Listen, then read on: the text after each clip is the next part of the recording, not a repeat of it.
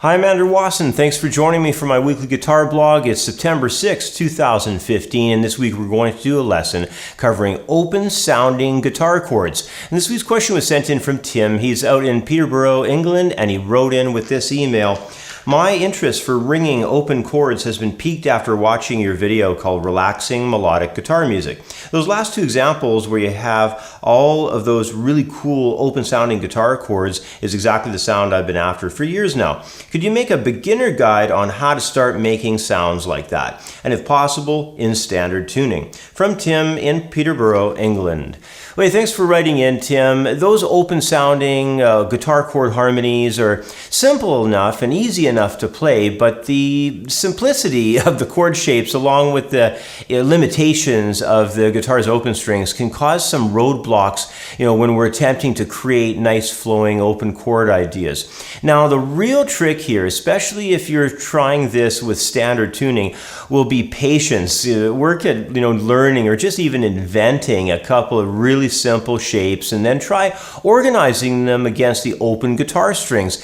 In this lesson, I'm going to first help you get a decent idea on how this operates on the fingerboard. Then I'll demonstrate a couple of live examples of this sound. So let's not waste any time. Let's zoom in on the neck and get started. Well, in getting started, I'd like to do a little bit of guitar theory on the guitar fingerboard in this screen capture to help you to understand how these notes can slide around, how you can use some open strings under them. And we're just going to be working in this lesson with standard tuning.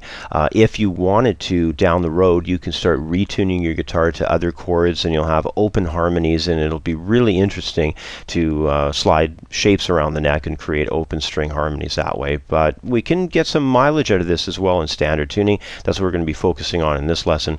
And I have a few examples that I will be playing in just a few short moments. The first example that we're going to look at will be operating with this shape here. And what we're going to do is have this shape start in the 5th position. It will shift up the neck to the 8th position. We'll be using the 3rd string and 5th string under it, and then it'll also shift down the neck here to the 3rd position. We'll still be using the 3rd and the 5th string under it, and as it is wrapping up in this position, we're going to actually switch over and create a new shape down in the 1st position, and we're going to bring in the sounds of the 2nd string and the 1st string as well. So it's just that easy. You can see here I have a couple of shapes. They're just sort of sliding around, and we have some open strings that we'll be performing around them. It's a pretty simple concept when you get down to it. Now, what I'm going to do next, there is a second example that I'll be performing. I just wanted to switch on a couple of other strings here, switch off some of the other ones, because the next example that I have is going to be operating with a shape like this. It will also bring back this shape, although it will start up the neck higher. And we're going to be, if you're familiar with these shapes, you'll notice right away there's 6th intervals, major and minor 6th intervals. And these shapes will be operating in the second tune that I'm going to perform for you in a few moments, with the 6th string open, 4th string open, and we're also going to bring in the 3rd string open as well. And it's really, again, in the same principle where we have a couple of shapes, we're playing a few open strings around them. Right now in the theory lesson I'm doing at this moment, it may all look so utterly simplistic that you may be wondering, how can you even get anything cool to happen with this musically? But I guarantee you we're going to move on next to some work live on the guitar, and I'm going to be demonstrating how you can take these simple couple fretted notes and move them around the neck, employ some open strings, and create some pretty cool sounding riffs and melodies. So let's move live onto the guitar neck with all these ideas next, and play some melodies for you to get you to understand how this can come to life. Well, in my first example for how to get going with composing all kinds of interesting guitar pieces involving these open sounding guitar chords, I'm going to be using a simple 2-note shape that'll operate just from the 4th string going to the 2nd guitar string. It's more or less harmonized out into the key of A minor. The shape is just going to take on a role with open strings, including open 5th, open 3rd. We'll have some open 2nd coming in later, and we'll also have a 1st string blended up on the top end there as well. Now the main principle with how this will all operate along the neck is going to rest upon lateral movement of the shape. So first, just let me play through the example I have for you so that you can fully understand how this all works.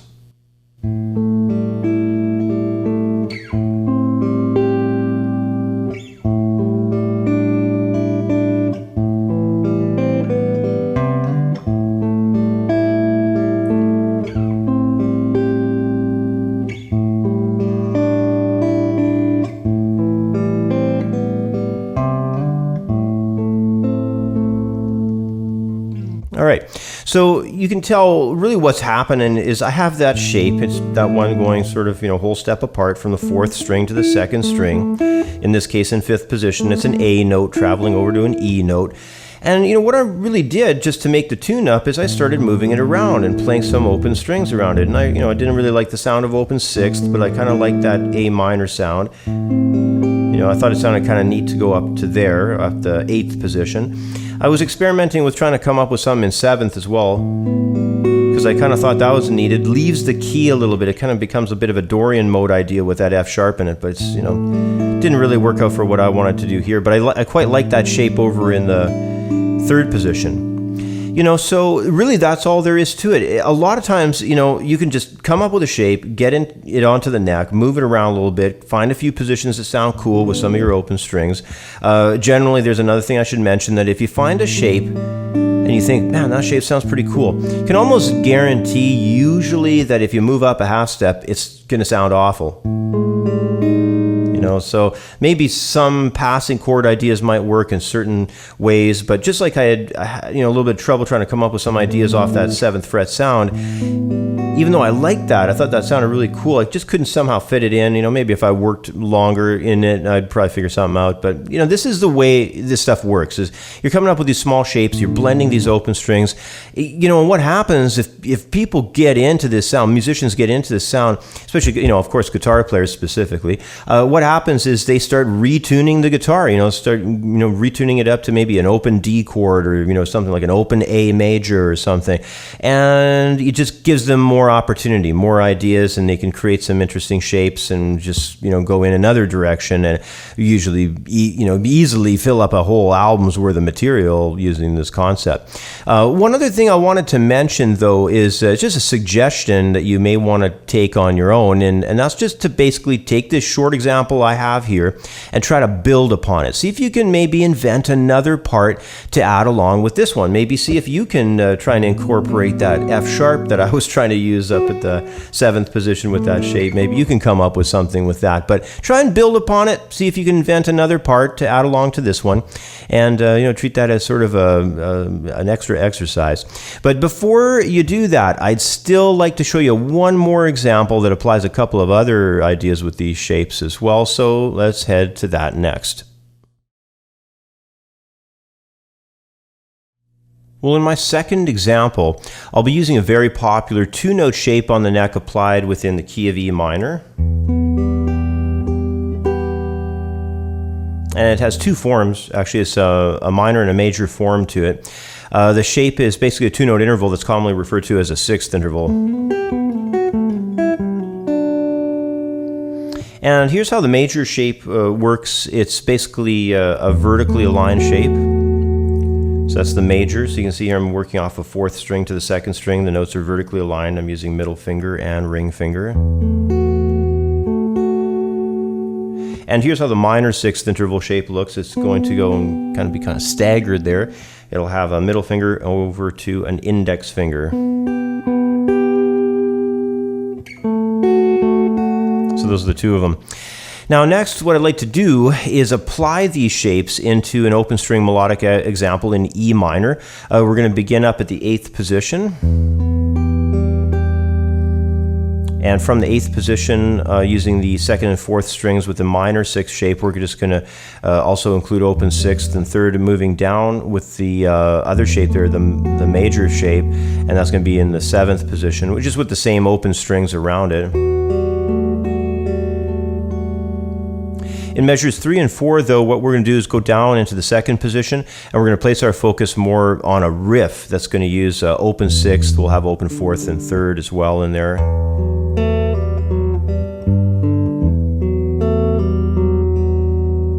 So we'll put all that together. It's going to sound really dreamy. It's really kind of dark, you know, it's a minor key and all that. But here, let me play it down for you, give you an idea on how this sounds.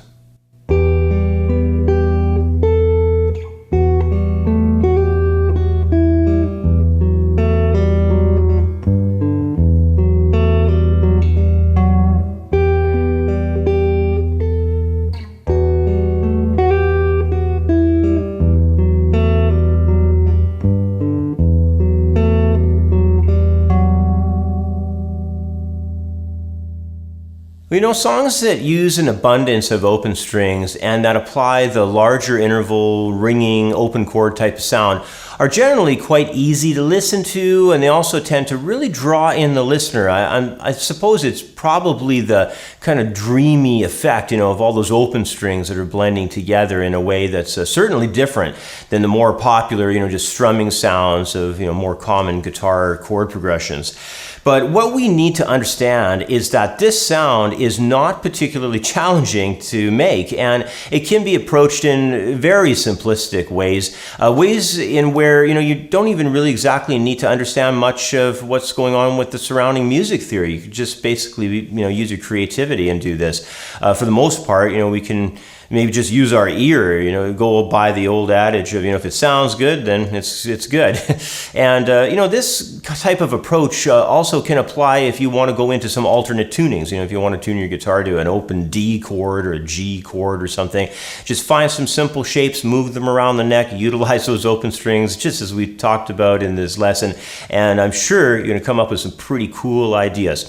Anyhow, that's about all the time I have for today. As always, thanks for watching. Please subscribe to the channel, and if possible, consider a small donation to help fund the Guitar Lessons project here. Every little bit helps. Anyways, have yourself a really great week, and I will catch up with you next time. Bye for now. I'd like to take a moment to mention another guitar video lesson project I've started. It's a unique guitar lesson approach that I'm doing online, and it's not like anything I've done before. Best of all, it's 100% free. I've called this approach Guitar Micro Lessons, and they're a great way to learn a few new licks or riffs or chord shapes each week. Now, these Guitar Micro Lessons are quick and easy to learn from. They're very short, with each lesson running between only 1.5 minutes to 2 minutes in length. They're published to YouTube from Monday to Thursday on my other Guitar Blog Update YouTube channel, and you can either subscribe to that channel to guarantee getting each new episode, or just visit the channel whenever it's convenient for you and check out the new micro lessons in the playlist on the Guitar Blog Update channel's homepage.